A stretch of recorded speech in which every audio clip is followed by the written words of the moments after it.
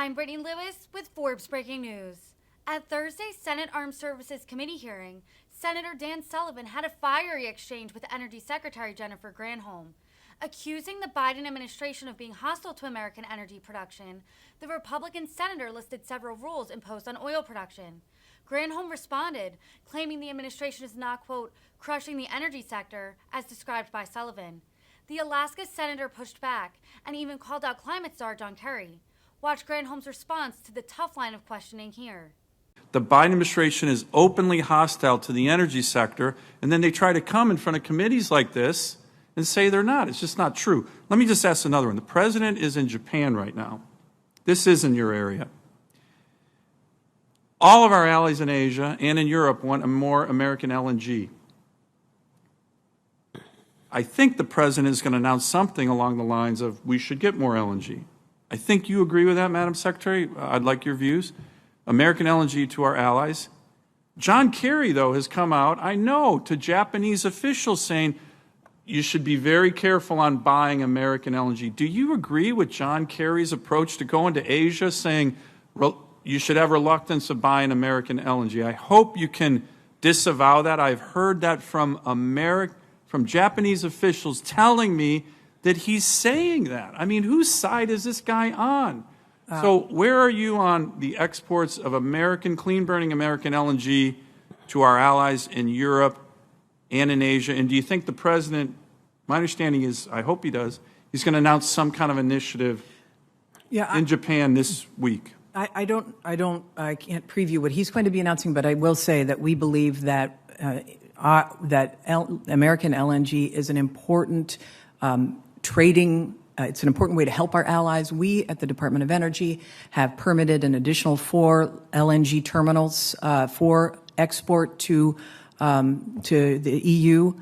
We also have permitted 30 billion cubic feet of LNG, both at FERC and at DOE, that haven't even begun construction yet. We believe that LNG is one way to help our allies, and we think it's important. And we're also encouraged by the fact that the LNG, many of the producers of LNG are eager to use the infrastructure associated with LNG to make it hydrogen ready. So good. Both pieces. So just real quick, so if assume John Kerry did tell some Japanese officials to be reluctant to buy American LNG, he's not Senate confirmed. He's kind of, in my view, a nobody with a job in the White House that they won't even give us any information on how much he's spending, how many people he employs. But you're a Senate-confirmed Secretary of Energy. Assume he said that. Can you just openly reject that and say, of course we would want our allies to buy American LNG? I have the greatest respect for John Kerry. I can't assume anything that or believe words put in his mouth. I do believe he's doing an amazing job across the globe getting communities and countries to step up to their commitments to reduce their greenhouse gas emissions. I'm just asking you to answer I understand you're asking me for a hypothetical. Our Japanese allies need to know this. They've come to me. We have spoken with Japan repeatedly, and Japan is really interested in forming a relationship on LNG in a stronger way. We are supportive of that. So buying American LNG would be a good thing, not a bad thing. Yes. Thank you. Thank you, Senator Sullivan. Thank you, Madam Secretary and Madam Administrator. We are going to conclude the. Mr. Chairman, can I ask one final question? It's not for the Secretary. It's a quick one. One. For Secretary, Madam Secretary Herbert, can I ask you the nuclear enterprise that you, Admiral Caldwell, Secretary Granholm are in charge of is really remarkable. And the culture there, what we've been able to do in terms of nuclear-powered naval aircraft, or I'm sorry, Navy vessels, including submarines, is a really, really impressive record.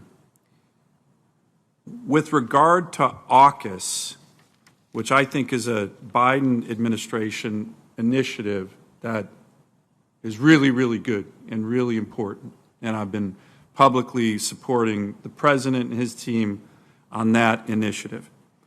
How do we balance the culture and safety of what the nuclear enterprise has been able to achieve for our nation, particularly the nuclear navy, with the goals, which I fully support, of broader cooperation in that realm with the Australians and the Brits? And are there areas beyond nuclear that you think the AUKUS initiative should encompass? And Madam Secretary, to the extent you want to answer that as well, it's an important question, and I want to be very supportive of this very important initiative.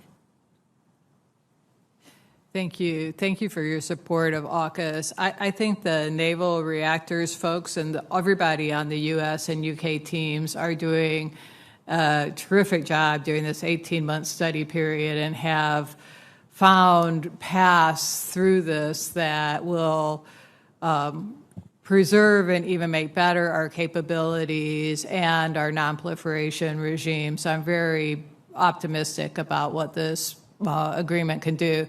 I do think there are other things that would be interesting to work on in the UK, Australia, US.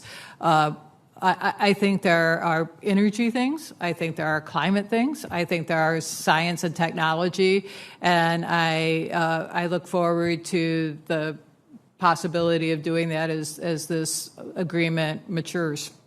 Well, if there's things we can do on the committee to help support it, we certainly want to do it. Madam Secretary, do you have any views on AUKUS or what we can be doing? Yeah, no, just to pick up on the energy side of things. I mean, I know they're going through an election right now, but I'm hopeful that whoever survives that will continue to work with us on, for example, hydrogen production. They are doing great work in Australia on that, and I'm very close with their minister, my counterpart, on sharing technology, ideas, and strategies regarding the production, but the export of clean hydrogen too.